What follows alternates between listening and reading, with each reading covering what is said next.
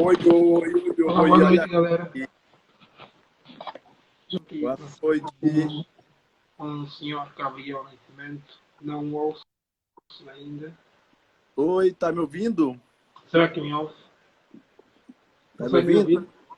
Consigo. Consegue me ouvir também? Você me ouve? Agora sim, agora estou ouvindo. Ah, que bom. Obrigado pelo Con- convite. Consegue me Sebastião, ouvir? consigo. Consegue me ouvir? Agora você tá virado, né, de cabeça para baixo. Não, o telefone tem que estar na vertical. Na horizontal, não. Não precisa estar, não. No final, Precisa. não. Diga? Precisa estar na horizontal Sim, sim. Nossa, vou endireitar isso. para gravação, tá falando? Sim, sim, para gravação. Ah, tá bom. Então tá. Fique à vontade. Já estamos aqui. Estamos aqui com o Dr. Gabriel Nascimento. Mais do que eu fazer aqui a apresentação de quem é de facto o Dr. Gabriel Nascimento, poderiam ouvir diretamente do Dr. Gabriel Nascimento, quem é, o que faz. Eh, Já agora o convidei pelas abordagens, né? Tive o prazer de trocar, fazer uma troca de experiência sobre a sua obra com o Justino Jorge José, então seu estudante, e cativou-me bastante. Apresenta-se, por favor, ao pessoal que está a acompanhar quem é e dizendo quem é Gabriel Nascimento, o que faz realmente Gabriel Nascimento. Eu sou Gabriel Nascimento, de Banco Central, Ilhéus, né? Nasci no ano de 91. Sou uma pessoa que passou mais de 10 anos da minha vida como estudante oficialmente, mas sou um eterno estudante.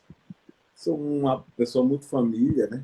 Quem me conhece de perto sabe que eu sou extremamente próximo das pessoas que eu gosto. Sou professor, né? Como o Sebastião falou, professor da Universidade Federal do Sul da Bahia. Estudei graduação em letras na UESC, mestrado em linguística aplicada pela Universidade de Brasília e sou doutor em letras, estudos linguísticos pela Universidade de São Paulo. Hoje eu trabalho, faço pesquisa, né? Além de dar aula na universidade, eu faço pesquisa e extensão. Então, estou trabalhando recentemente com um grande projeto de pesquisa e extensão, que é o mesmo projeto, né? Que é de formação antirracista de professores de línguas, meu projeto atual. E hoje eu vim aqui falar com o Sebastião, eu acho, sobre o meu livro Racismo Linguístico, né? Efetivamente, e já agora, Dr. Gabriel Nascimento suscitou um pouquinho de dúvidas, né? E deixou um pouquinho céticos alguns amigos meus, camaradas que acompanham aí no grupo do Facebook de língua portuguesa. Nós aqui temos o hábito de ter diversos grupos de língua portuguesa que acabamos conhecendo pessoas fantásticas, extraordinárias, né? Ou sensacionais. Vamos aqui adjetivar as pessoas. Entre o racismo linguístico e o preconceito linguístico. Né? O Dr. Marcos Bagno, né, tradutor, escritor de linguística em filologia e língua portuguesa pela Universidade de São Paulo, e escreveu uma obra intitulada Preconceito Linguístico e abordou especificamente o que é preconceito linguístico. E quando as pessoas ouviam, né, nas divulgações do Justino sobre a obra do Dr. Gabriel Nascimento, eh, racismo linguístico, ficaram um pouquinho céticos. Porque a ideia passada por Marcos Bagno no livro Preconceito Linguístico é de que o brasileiro, né, ele se apegou muito na questão do brasileiro, de que o brasileiro não soubesse falar o português. Quando os portugueses, né, olhassem para os brasileiros, olhavam como pessoas que não soubessem falar de facto o português. Que o português como tal se falava simplesmente em Portugal. O Marcos Bacchus descreveu isso como preconceito, né, conjunto de prenoções tiradas em torno do português brasileiro por conta do local. E agora o Dr. Gabriel Nascimento veio com racismo linguístico. o racismo linguístico, né? Não vou fazer esse tipo de questão porque tive o prazer de ter um contato, como já o disse. Ele tem a questão da cor, não é? É a questão da cor. Mas gostaria de saber especificamente o que é que moveu o Dr. Gabriel Nascimento a escrever essa obra. Boa pergunta, Sebastião. Muita gente vem e manda vários convites de vez em quando para ir para um evento ou outro para falar sobre o preconceito linguístico. Oi, Dan. Dan está aqui, nosso irmão Dan Danilo Lima, do Trades Friends e de vários projetos, né, que eu conheci lá na Educafro, meu amigo, irmão. Muita gente me escreve, né? Me escreve me convidando, às vezes cai nessa falha, né? Ah, quero me convidar para falar de preconceito linguístico. Aí eu tenho que dizer, olha, eu não falo de preconceito linguístico, né? Eu agradeço a sua interlocução desde Angola, né? E o convite para estar aqui com você nessa entrevista. Eu acho que eu escrevi o racismo linguístico como resultado da minha leitura mais do movimento negro do que na linguística, né? Para quem não sabe, eu sou um linguista, doutor em linguística, com especialização em ensino de línguas. Então, eu sou formador e professor de ensino de línguas e trabalho diretamente com isso na minha trajetória, que é uma jovem trajetória, mas trabalho com isso. E a pesquisa também sobre essas temáticas. Mas, quando eu comecei a falar de racismo linguístico, eu não estava tão influenciado pela linguística, tal como eu estou em vários outros trabalhos, né? Por exemplo, artigos, né? Normalmente, eu publico artigos em revistas da área, né? Publiquei recentemente, por exemplo, em revistas como a Revista X, da Federal do Paraná, como a revista Trabalhos em Linguística Aplicada da Unicamp, a revista Linguagem e Ensino da Federal de Pelotas, né? Então, eu tenho publicado vários artigos diferentes, em diferentes canais e lugares, sobre linguística. Então, eu falo de linguística efetivamente. Então, para quem não sabe, eu sou um linguista e falo de linguística. No entanto, o meu trabalho mais significativo fora da universidade não é um trabalho de linguística em si. Porque o preconceito linguístico é um trabalho que o professor Marcos Wagner desenvolve ali no final da década de 90, pela Loyola, mas que é resultado das discussões que ele faz na sua tese de doutorado, no trabalho em São Paulo, como meio de tentar valorizar o chamado português popular. O racismo linguístico é uma plataforma muito mais teórica do que uma plataforma de tolerância. Na verdade, eu não gosto muito da ideia de tolerância, porque eu acho também que a ideia de tolerância é meio racista.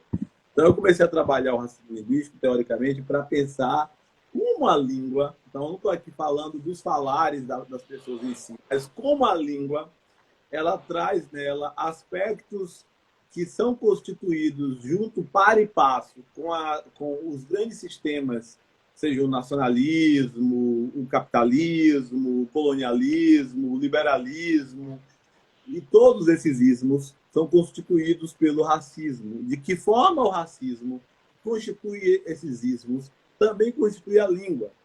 Para isso, eu fui examinar uma série de formações históricas e não palavras. Então, já aproveito para fazer uma correção aqui.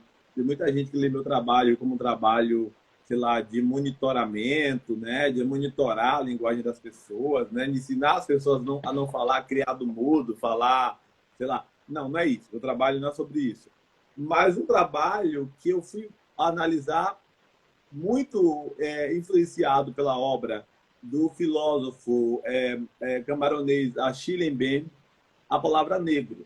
Então, eu parti, na verdade, da metáfora da palavra negro para examinar de que forma as línguas, especialmente a língua portuguesa, constrói nela senso do próprio racismo. Então, o que é inovador em relação ao racismo linguístico? A prerrogativa da examinação das ideias de racismo. Então, não é uma inovação no sentido de que eu estou recuperando o preconceito linguístico e estou discutindo isso. Então, assim, eu não faço, nós temos textos diferentes.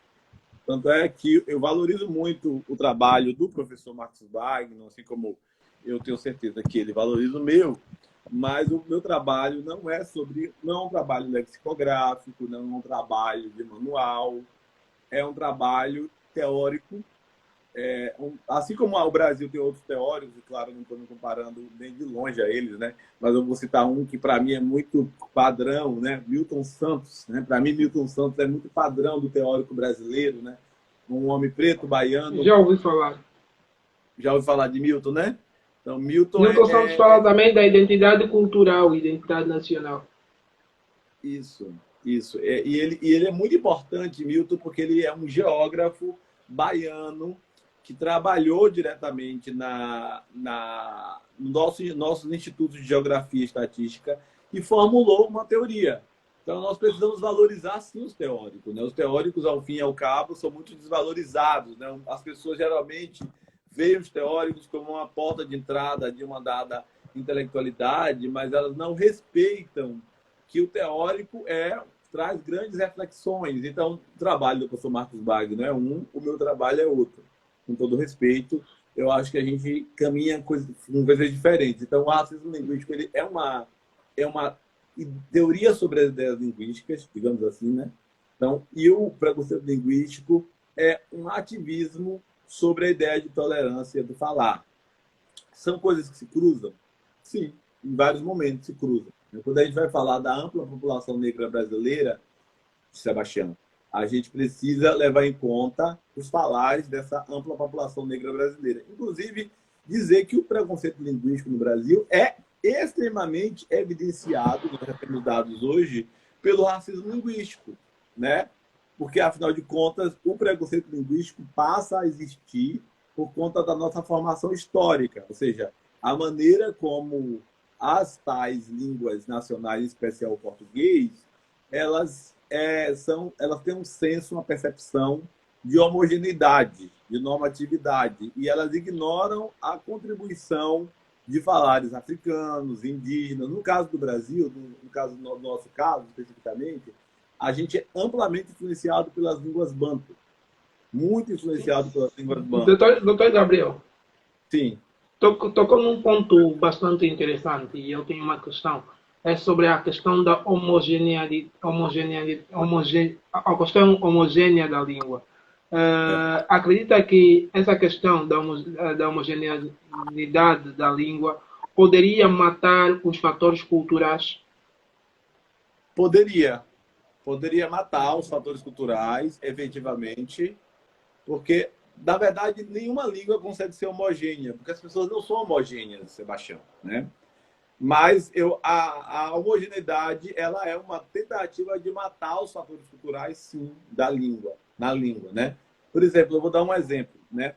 Antigamente, quando você contava histórias, dava conselhos, né? As pessoas davam mais valor do que uma prescrição médica.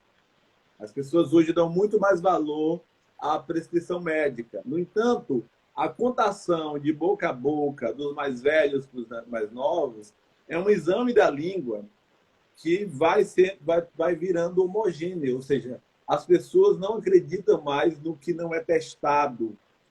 Então, eu acho que a gente precisa, na verdade, entender que a língua não necessariamente ela produz homogeneidade, mas as pessoas tentam homogeneizar a língua. Então, a homogeneidade é algo que é decorrente do sentimento da sociedade em relação à língua. Mas sim, eu concordo, ela é uma característica que afeta os valores socioculturais, mas eu acho que ela se submete a eles. Então, sim, Doutor Gabriel, por favor. penso que tenha ficado claro. Eu gostaria de colocar aqui uma outra questão. O doutor acredita que se as pessoas falassem a língua sem dialetos, né, matar-se-iam também culturalmente? Né? Porque o que a gente chama de dialeto, nós temos assim uma área no campo da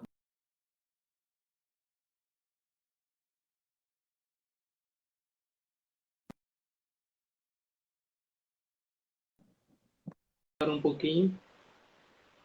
Senhor doutor Gabriel, já me consegue ouvir? Agora sim. A minha questão era quanto ao falar a língua sem dialetos, não é? Também poderia, assim, olhar a falar a língua sem Primeiro, dialetos. eu quero debater contigo, primeiro eu quero debater contigo o conceito de dialeto, porque para mim me incomoda. Nós temos dois sentidos de dialeto, né, que a gente reconhece. O primeiro deles é o sentido de dialeto que as pessoas usam no mundo. Né? Então, quando as pessoas falam de dialeto, normalmente, fora da linguística, elas estão se remetendo àquilo que elas não consideram uma língua. Então, por exemplo, várias das línguas africanas, as línguas nacionais de Angola, eram chamadas de dialeto. Não eram chamadas de língua. Então, Kikongo, Kimbundo, Umbundo, Chokwe, eles Kikongo, não eram chamados... Oi? Kikongo, Nganguela, Otinguanyama. Chokwe, Umbundo, eles não eram... esses Zulus, Xhosa, não eram chamados de língua, mas de dialeto. O que é que você chama de dialeto? É o que você não entende. Você chama de dialeto, você dá o nome de dialeto àquilo que você não entende, que você não quer escrever, ou que você acha que não tem um sistema regendo. O que nós sabemos hoje como linguistas é que todo falar em comunidade tem um sistema que o rege. Né? A gente pode dar vários nomes desse sistema, alguns linguistas dão nome de norma, mas o fato é, dentro da linguística também se criou um campo chamado dialetologia, para estudar dentro de uma língua quando se formam vários dialetos. Então, por exemplo, no português haveria vários dialetos no português do Brasil, né? O dialeto urbano, o dialeto rural, né? O dialeto jovem, o dialeto dos idosos. O fato é, eu não gosto dessa palavra dialeto, porque ela sempre remete ao que é um desvio do padrão. Né? Nós não devemos falar de língua como um desvio do padrão. Então, eu acho que, em primeiro lugar, é impossível, se nós pensarmos língua, que a língua seja homogênea quando ela é produzida. Então, para mim, não, é um ponto natimorto, ou seja, eu não tenho que debater se a língua gera dialetos. Porque o que a gente chama de língua, Sebastião, é uma metáfora. Não existem línguas de verdade. Né? A gente está chamando de língua uma metáfora de uma série de falares que a gente reconhece como parecidos. Por exemplo, você fala Kikongo. O Kikongo, você... Zoela Kimbundo. É ninguém Zoela Kimbundo. Ah, Kimbundo. Você é Kimbundo, né? Então, só a gente já fala Kimbundo. Kimbundo que vocês falam hoje, né? Por exemplo, eu estou estudando Kimbundo. Kiambote, Mulamba... você não é o mesmo Kimbundo que se falava no tempo pré-colonial. Então, o que você está chamando de Kimbundo é uma metáfora. Essa metáfora é importante, sim. Então, vamos dizer, chamar de língua é importante, eu, como linguista, devo dizer, é importante. Mas nós não podemos deixar que as metáforas coloniais, isto é, o português, sejam usadas como padrão para dizer o que é padrão e o que não é padrão. Então, quando nós falamos assim, que se é possível existir uma língua sem dialetos, a gente está criando a necessidade de dizer o que é uma meia-língua. Como é que você vai medir isso? Como é que a gente mede o que não é uma língua? Já parou para pensar? É o quê? O que não tem um sistema de sintaxe? Aí você vai dizer, então, o Kimbundo não é uma língua, porque o Kimbundo, por exemplo, é uma língua regida morfologicamente e é uma língua regida, muitas vezes, sem verbo de ligação. Por exemplo, eu falo M Gabriel, Digina Diame Gabriel.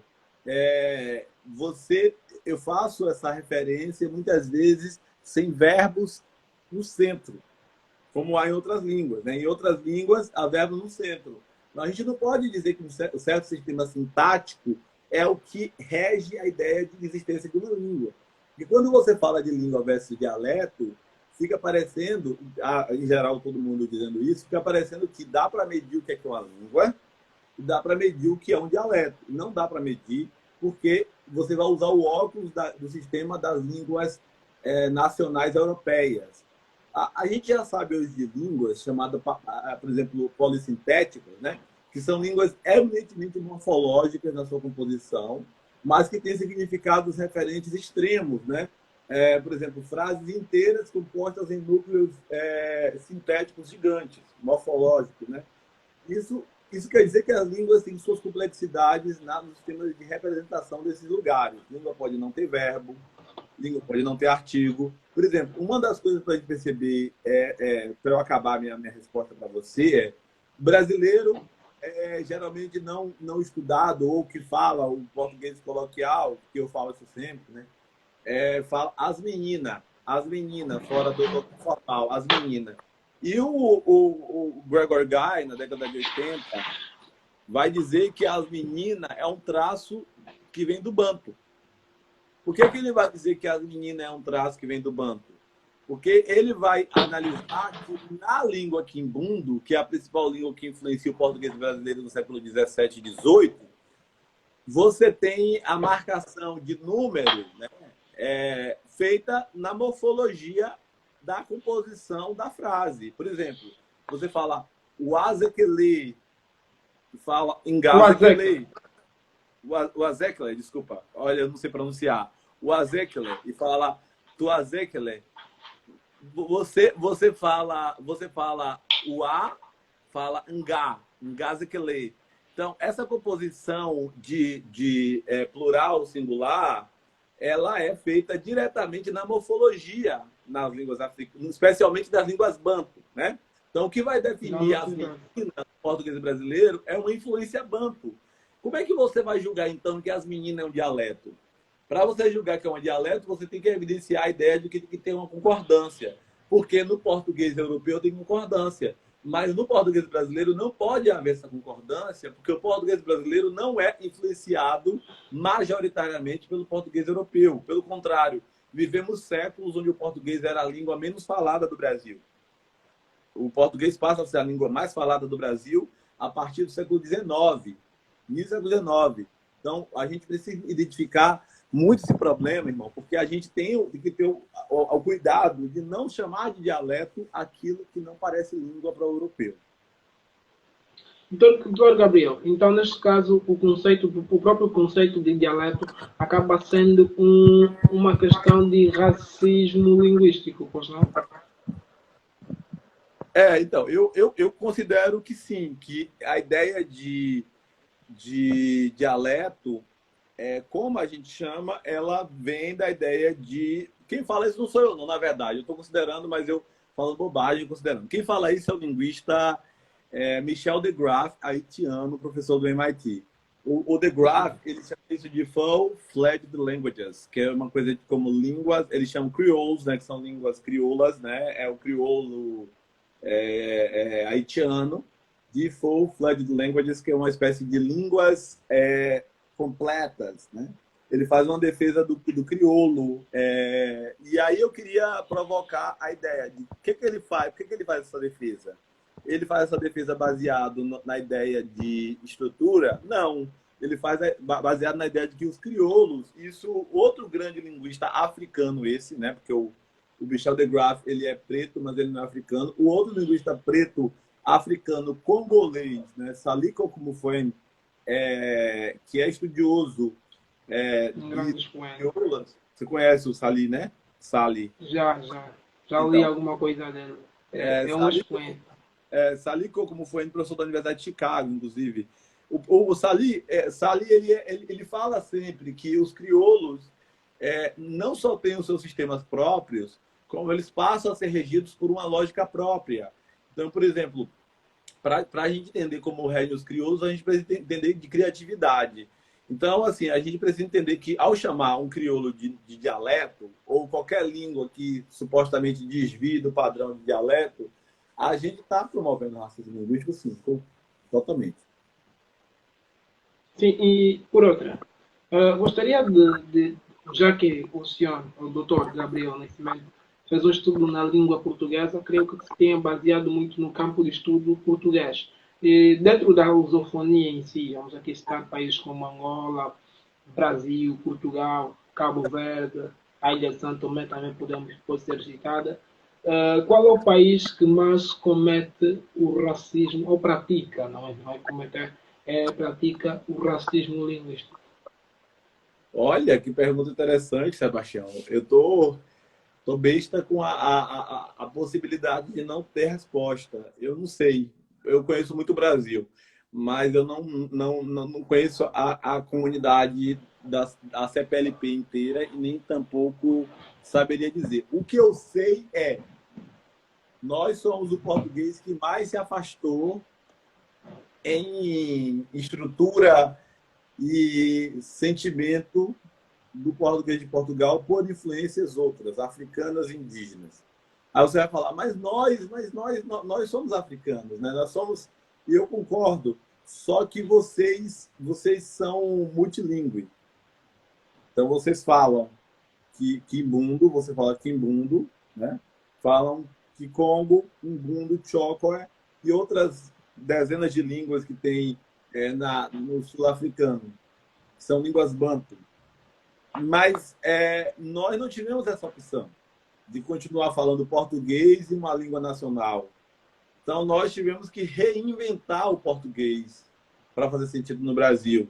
Então, eu acho que tem dois elos importantes do racismo linguístico. Um é o elo do português brasileiro faz com que a reinvenção ela tanto traga Michael Bakhtin falava isso, né? Ela tanto traga a carga ideológica da palavra do português, quanto ela ressignifica essa palavra. Então, não é verdade que todas as palavras exprimam racismo linguístico, porque algumas palavras foram ressignificadas. A própria palavra negro e preto, por exemplo, entre a comunidade negro-africana, né, essa comunidade ressignificou.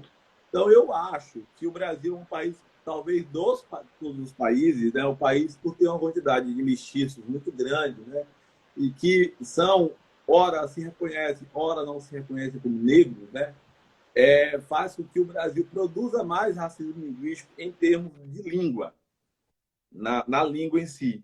Mas eu diria que nem sempre isso acontece em relação aos falares. Por exemplo, eu acho o português de vocês, e aí, claro, o meu estilo me mata, se eu ouvir isso na costa também vai me matar se eu ouvir isso.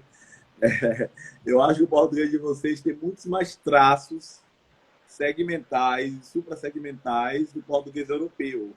Mas Eu não também concordo.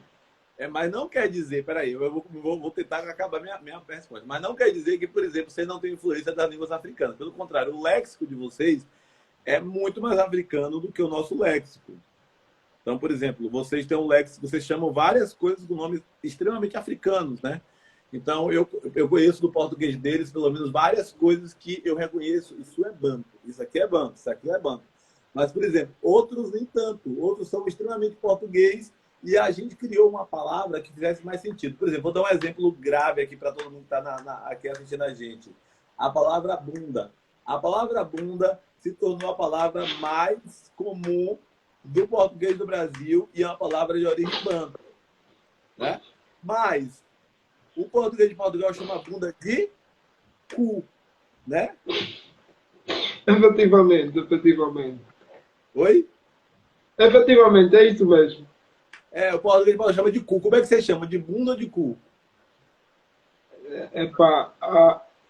O bunda é mais usado como calão, né? O calão, no calão, bunda, o significado é o mesmo. O significado é o mesmo. Eu quero É bunda mesmo, o mais usado é o bunda. Eu quero protestar. Bunda ser calão em Angola e no Brasil ser normal. Meu Deus, isso eu não posso aguentar. Que bunda seja um calão em Angola e no Brasil seja uma palavra de origem banto, seja mais usada. Por exemplo, no Brasil, cu é uma palavra portuguesa muito um calão, né? Só que a gente chama baixo calão, a gente nem chama de calão, baixo calão. Ele se chama de calão porque calão não é baixo calão, calão é um tipo uma gíria, né? Efetivamente. Pois é, isso mostra como as nossas línguas têm formações distintas, ou seja, algumas coisas para vocês foram inculcadas pelo colonizador, mas vocês utilizam várias outras palavras de origem africana, né? Por exemplo, deixa eu recuperar uma que Macossa diz sempre. Ele adora dizer isso. Ai, meu Deus, agora eu não vou lembrar, porque a minha memória, quando é para lembrar, assim, eu não lembro. Ele fala o tempo inteiro várias palavras, numa velocidade incrível, em português, de origem africana. E aí eu não escrevo isso em nenhum lugar, né? Mas, enfim, tem muitos termos que ele vai usando, que é de origem Bugialo, banto, e eu reconheço que são de origem banto. Por exemplo, bonhonho, bonhonho. Bonhonho. O que é bonhonho? bom dia, ou bonhonho. Mas eu não lembrei de Bom... Não sabe o que é bonhonho. Bonhonho, ele pode estar a esticar-se para o bom dia, ou bonhonho, burrinho, burro, essa coisinha. Maiambola. O que é Maiambola? Mariambola, não sei o que é isso. Ah, então provavelmente é o povo que fala Kikongo, porque ele é do Kikongo, Sim, né? sim, eu sou do povo que fala que eu sou ambundo. O meu povo é quimbundo. Ele Ele é Mukongo. O povo dele sim, é Bakongo. ele é Somos Bakongo. de, Ele somos de fala, etnia ele diferente. fala macumbungo, macumbungo. Mas macumbungo é quimbundo mesmo, macumbungo, não é quimbundo, não? Não, tem algumas Não, palavras, tem algumas palavras que tem no quimbundo e também tem no Kikongo, tal como no umbundo. Mas têm o significado diferente. Né? Eles pois é, pronunciam-se da mesma mas maneira. isso serve para a gente refletir que o português de vocês é extremamente lexicalmente africano. O nosso Efetivamente. português, eu estou fazendo aqui, na verdade, um cálculo de bar, que é uma coisa meio feia de se fazer numa entrevista, mas é importante. O nosso português ele tem influências gramaticais das línguas banto. Mas a gente tem uma referência para isso, que eu já te falei, né? Que é a gente ter. Legal um cara como falou, que aqui no Brasil ambas as palavras remetem a tópicos diferentes. E é verdade mesmo. A gente não tem. A gente usa as duas, é verdade. Só que a gente troca, né? Mas o que eu queria dizer, concluir o fato vocês têm um português lexicalmente africano muito mais do que o nosso. Nós temos léxico também de origem do quimbundo, mas não tem no quimbundo atual. Provavelmente a gente guarda o quimbundo da época que os escravizados foram trazidos. Mas tem um outro aspecto que eu acho crucial nessa história, que é o fato de que o nosso português guarda semelhanças lexicais com o quimbundo. Então, isso é importante. Isso não é dialeto, isso é língua. Né? Esse é sistema. Né?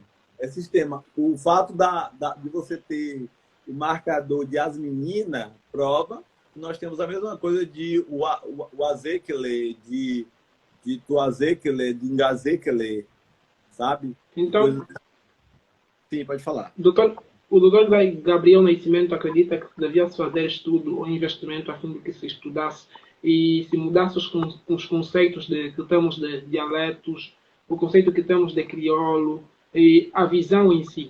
Pois, em países como o meu, né, em Angola, a ideia do intelectual, de alguém quando atinge certos patamares acadêmicos, é falar tal como falam os portugueses. Em África, principalmente, vamos aqui a falar do conflito que existe entre Angola e Moçambique, e já há grupos na internet que se mandam bife pela maneira de falar de Moçambique, né? É tido como uma maneira peculiar, não é? Porque Moçambique não fala português tal como Angola, tampouco tal como o Brasil e nem sequer como Portugal. Eles tinham um sotaque só deles. Um falar só moçambicano. Eles não falam arroz, falam arroz. Até os moçambicanos mais evoluídos academicamente falam tal como os outros, não é? Aquele sotaque moçambicano, você nota que é mesmo natural e próprio mesmo, é natural, né? É Sim. mesmo de Moçambique, é mesmo de Moçambique, diferente de Angola. Pessoas aqui academicamente, né, academicamente mais à frente, têm a tendência de adotar o falar, o viver, né, e também né, o, o, o vocabulário português. isso também acaba sendo, né, uma consequência, pode ter uma consequência do preconceito linguístico ou uma autocrítica linguística. Boa pergunta. Eu acho que a diversidade Moçambique e Angola revela a grandiosidade desses dois países nas suas diferenças, porque eles formavam o mesmo território no mundo pré-colonial, basicamente, né? E hoje Efetivamente. eles formam dois territórios diferentes, que têm muitas diferenças, né? Basicamente, toda a importância os países são muito diferentes, os moçambicanos e os angolanos são muito diferentes. Para quem nunca conviveu com um angolano e um moçambicano, especialmente o moçambicano do norte de Moçambique, né? É muito diferente. Mas eu acho que sim, é preconceito linguístico, eu acho que sim.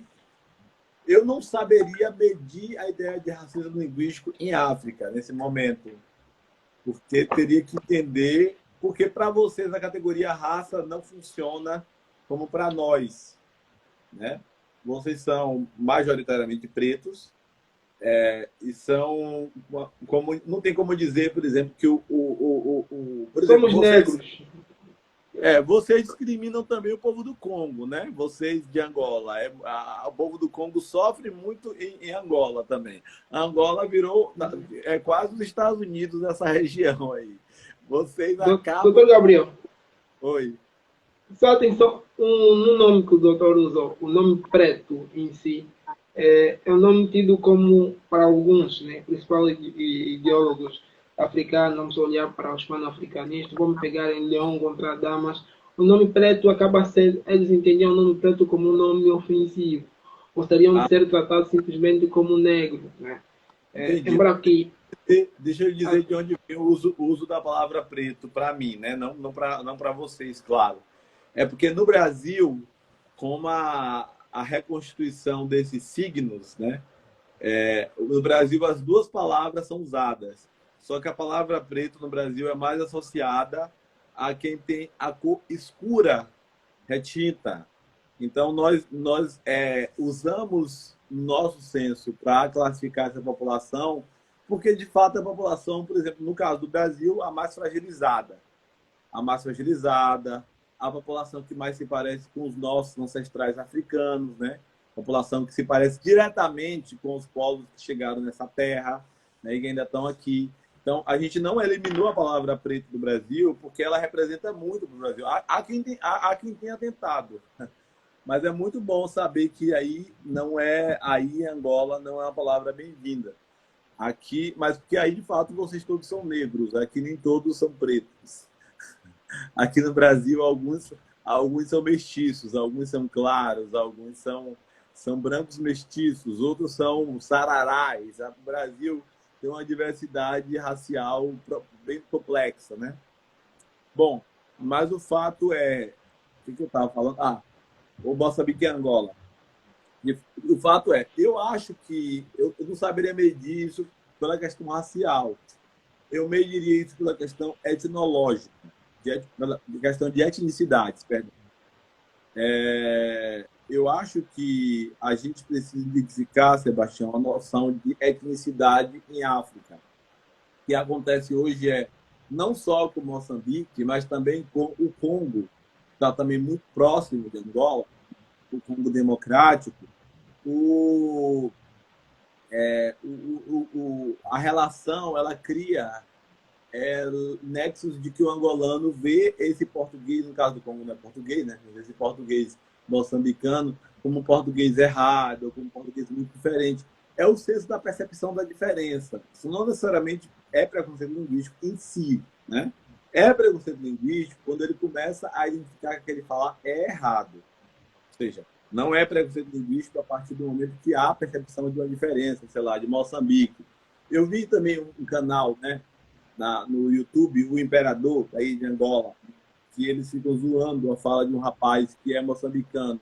Na língua inglesa também acontece. O inglês de vários países sul-africanos, né, países próximos da África do Sul, não necessariamente sul-africanos, né? Como Zimbábue, como Malawi, são vistos como inglês discriminados, né?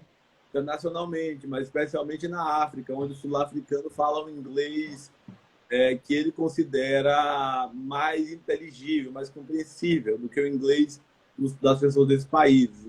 Então, existe sim preconceito linguístico no sul-africano, na África, né? Mas eu vou colocar o sul-africano porque é onde eu conheço mais. E eu acho que é preciso combater isso. Eu acho que esse senso da realidade. Por exemplo, vocês têm uma separação territorial entre Angola e Moçambique. Não dava para ter um falar fronteiriço como poderia existir, por exemplo, com o Congo, né? O Congo, vocês têm uma separação fronteiriça muito mínima. Tem uma ponte, né, que separa É Kwanza uma Norte. linha, é uma linha, é uma linha, Mas, basicamente. mas que província é aquela Kwanza Norte que fica do lado do Congo? Não, não é Kwanza Norte. Tem como acessar ao Congo por diversas vias, não é? Eu sei, Temos mas tem uma ponte, não tem uma ponte em algum lugar? da ponte, qual é da ponte? Meu país, eu não estou conseguindo responder qual é da ponte. Não, A via da, a desculpa, via da, ignore a ponte. Ignore a ponte. Eu me confundi. Eu me não, confundi não, com o não, nome da ponte. não tem nenhuma via que se possa passar pela ponte. Mas o Congo e Angola estão divididos apenas por uma linha, um curto espaço, né? Que estamos aqui chamado fronteira. É que nem uma estrada, é que nem uma estrada. Aquele espaço é que nem uma estrada de poucos centímetros ou poucos metros. E é basicamente isso que separa Angola, mas ainda assim não deixamos de viver o que o Dr. Gabriel Nascimento acabou de esclarecer. Tem uma outra questão quanto à obra do Dr. Gabriel Nascimento, não é? É que o Dr. Gabriel Nascimento fez um estudo sobre o racismo linguístico. E pelo que eu notei, a obra não foi num sentido, não contou com percentagens ou abrangência na lusofonia. Tampouco o Brasil todo. O Dr. Gabriel Nascimento não acredita que esse estudo limitado mataria a solidez da sua obra? Acredito, acredito.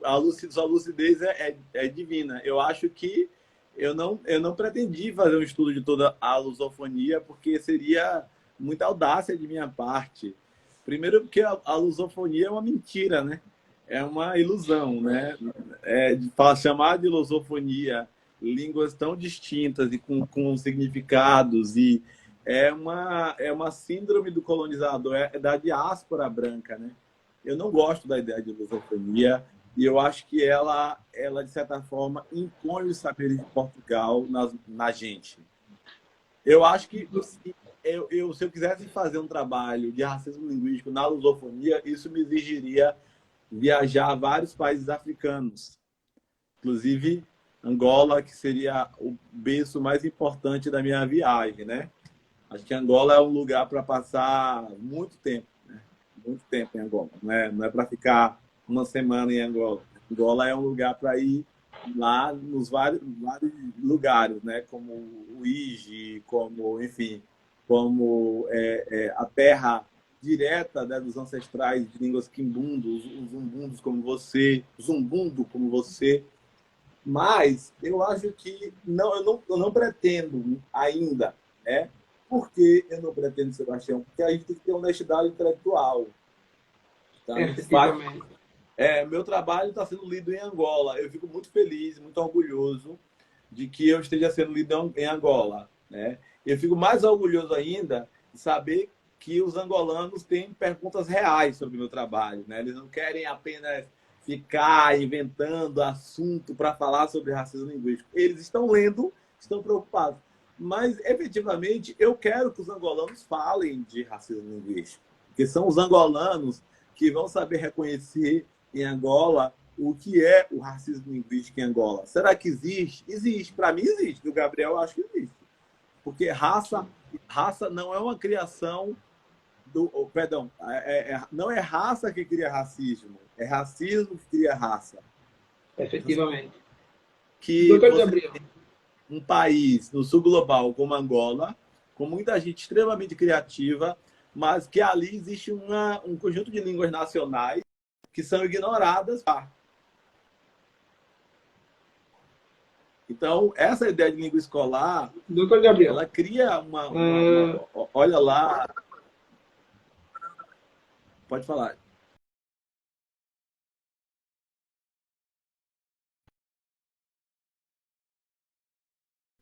Sebastião, acho que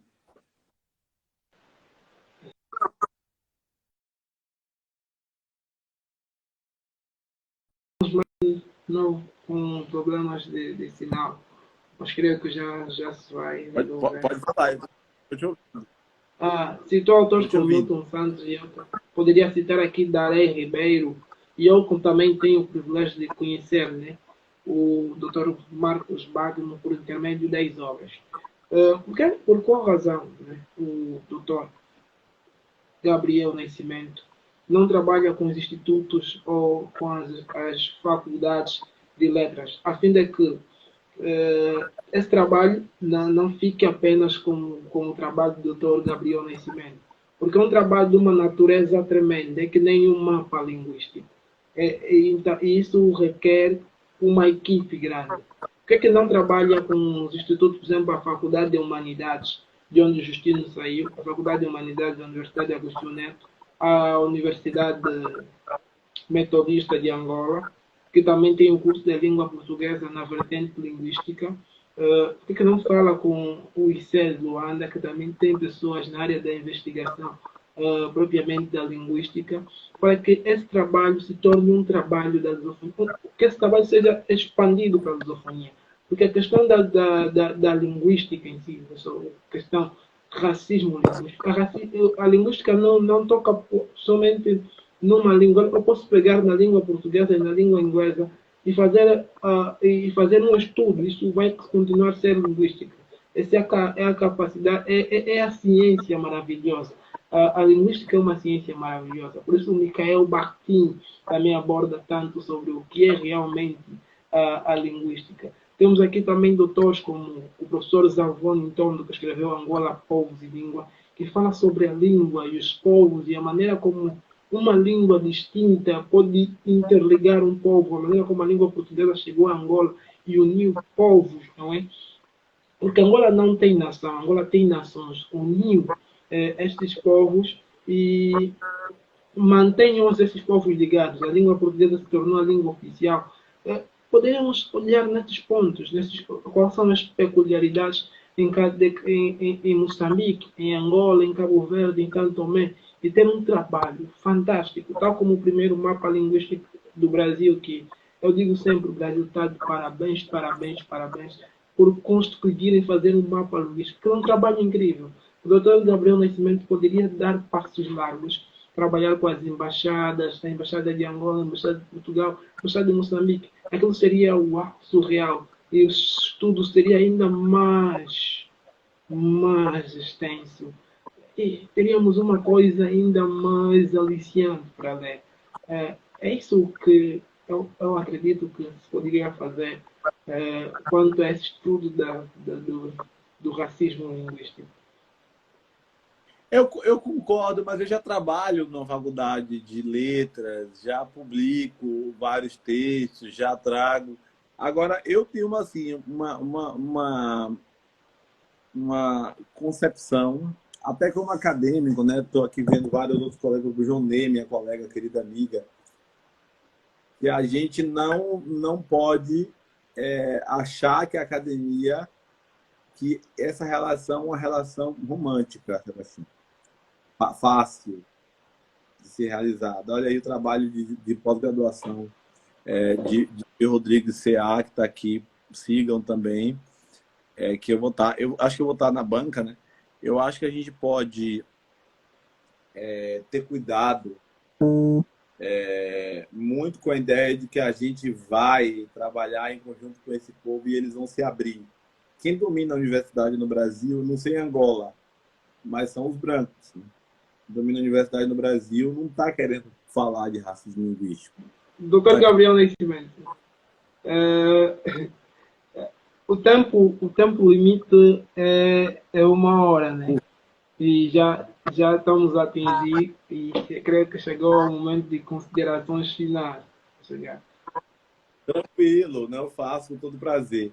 E eu quero te agradecer, meu irmão, pelo convite de estar aqui nessa salada mista gostosa que foi conversar contigo aí em Angola. Angola é um território muito especial para o Brasil, é a terra-mãe da Bahia, bancou a nossa Constituição, assim como o povo Gé de Nagô. Angola estabeleceu o pacto, o grande pacto silencioso que libertou o Brasil da escravidão, um pacto silencioso do segredo do mistério da luta. A luta foram os grandes guerreiros brasileiros, foram os Bantu.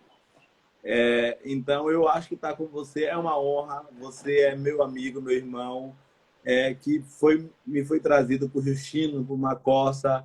Eu tenho ficado muito feliz, porque toda vez que alguém vai e me apresenta a alguém lá de Angola, a pessoa já leu o racismo linguístico, né? Então, assim, só falta eu ir para Angola pessoalmente mesmo, para UAM, para ESP. Esperá-lo-emos. Vamos para UAM, para ESP Benguela, né? Para a gente desbravar e andar em Angola. Eu quero muito, eu quero muito. Eu estou muito feliz, muito obrigado pela oportunidade. Eu acho que os intelectuais jovens de Angola, como você, são intelectuais que têm assim uma capacidade de leitura de linguística diferente dos brasileiros desta geração. Eu falo isso por ser, inclusive, a Bahia é um país angolano dentro do Brasil, né? Um cara comum. Mas vocês têm uma capacidade muito interessante. Vocês estão lendo muito linguística brasileira, mas eu também quero que vocês produzam uma linguística genuinamente angolana, igual Assim a Amélia, será. igual a Amélia Mingas.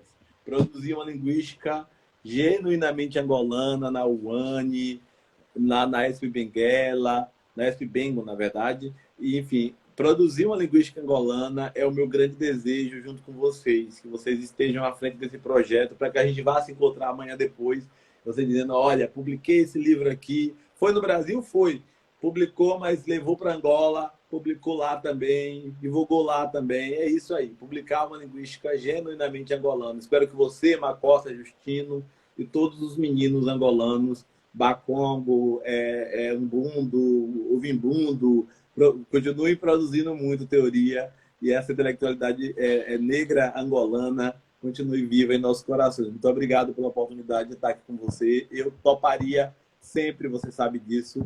Eu só enrolei mais para responder porque estava nas dificuldades da vida mesmo, mas eu queria mandar um cheiro para algumas pessoas que eu vi aqui, Fidel está por aqui, Efraim, Tomás, Lutumba está aqui com a gente, minha querida amada Francisca, né? Que está aqui com Damares, na verdade, o nome dela é Damares, o primeiro nome é porque está com Francisca. Eu queria agradecer pela presença aqui. Caroline Vieira Rodrigues, eu estou na banca dela no dia 31 de agosto, né, gente? Pelo amor de Deus. Ela está aqui também em Jonê. Então, eu queria agradecer de verdade, Sebastião Augusto. Sigam o Sebastião, sigam o Justino, sigam o Macossa. Vamos seguir os angolanos aí falando de letras, de linguagem.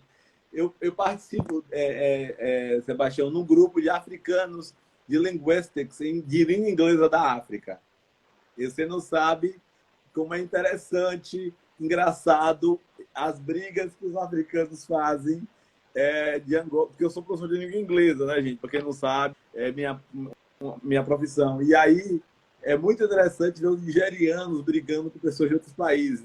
O mundo inteiro é nigeriano. A gente já descobriu isso nesse grupo. A Nigéria vai dominar o mundo, vai substituir os Estados Unidos. Pergunta Muito 2 da obrigado, meu produção. irmão. Doutor Gabriel, muito obrigado. Aqui, esse vídeo vai estar disponível também no meu canal do YouTube, SAF Informações. Estejam ligados, sigam o canal, ativem o sino de notificações. Até já, doutor Gabriel. Obrigado pelas visualizações. Tchau, tchau, gente. Um abraço. Obrigado, Sebastião. Obrigado, doutor Gabriel.